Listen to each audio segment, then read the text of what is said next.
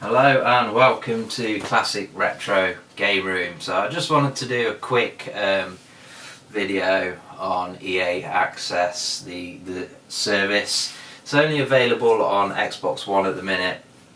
It's been around since August or so last year, but I only learned about it recently, so hence doing a video now.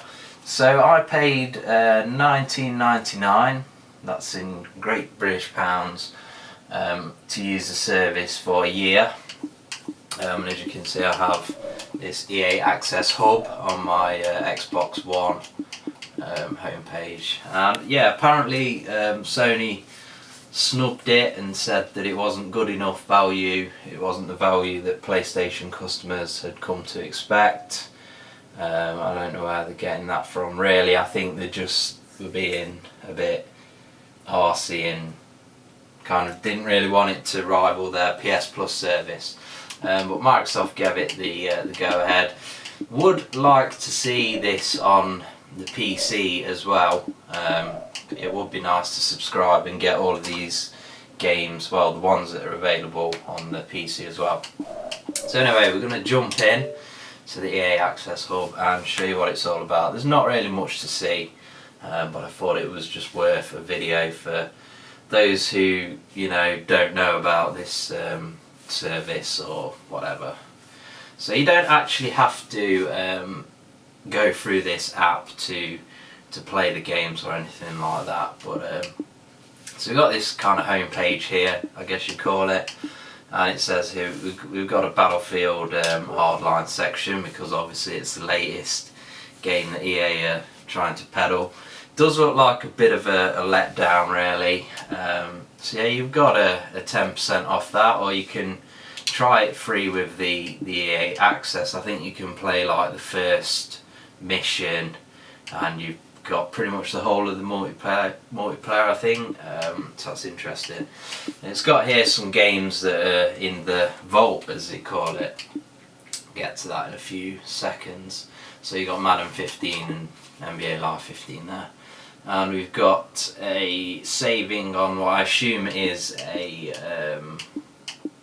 expansion pack. So if we go into browse the vault, we'll go to games, but that's a different kind of thing. So here are the games that we get to play with our kind of year subscription. So we've got NBA Live 15, Madden 15, UFC, Plants vs Zombies Garden Warfare, which actually surprises me because if I go onto this, it is a 17.5 gigabyte game. I just assumed it was like a small indie type game. Peggle 2, who cares? And the game that I was, you know, I saw that I could get this on the service, and I thought yes, I want that straight away. Battlefield 4, because I've been thinking about buying it, but I didn't want to pay kind of 25 quid or the full price that they've been trying to ask for it, digital download.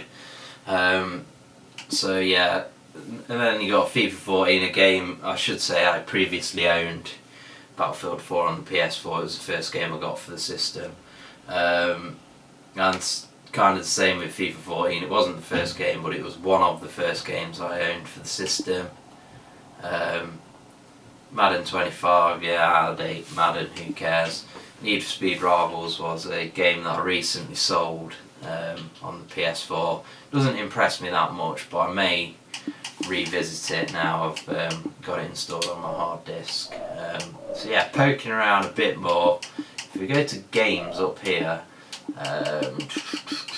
yeah, it's just the games there. Or we can change it actually, we can show all, and it gives you all of the games with their offers or trials or whatever. So we've got Hardline, Dragon Age Inquisition, NHL 15. That's pretty much it that you know aren't actually in the vault, but you can play trials of them, like time limited, whatever.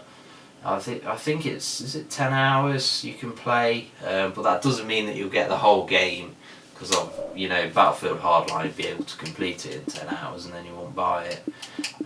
We've got some settings, yeah, whatever, subscription, cookie policy, blah blah blah. EA Access benefits. I think that's just a kind of thing, kind of marketing it to you if you haven't subscribed. So if we kind of exit out of this, and I'll just show you that, you know, basically if I go to my games and apps, yeah, I've downloaded all of the games on there, I think, just for the hell of it. Yeah, they're all in here, and this is how, you know, you just, like, I want to play some Battlefield 4. It's just like playing the normal kind of digital download version. So yeah, that is EA Access. It's a shame that you can't subscribe to it across like all platforms. Like I say, I recently picked up Battlefield 4, the PC version. I had to pay for that, obviously, even though I've already kind of subscribed to this service and get Battlefield 4 with it. So that is a bit of a shame, and also kind of sucks that PS4 Sony don't support this EA Access service, because Battlefield 4 on the PS4 for me is the better version. The graphics are somewhere in between Xbox One and PC with the higher resolution. So in my opinion, it's definitely worth you know, subscribing to on the Xbox One, unless you already own all the games, or maybe if you own all the games you might sell them all, subscribe to this and save yourself some money, because chances are you won't be playing a lot of these games in a year's time anyway.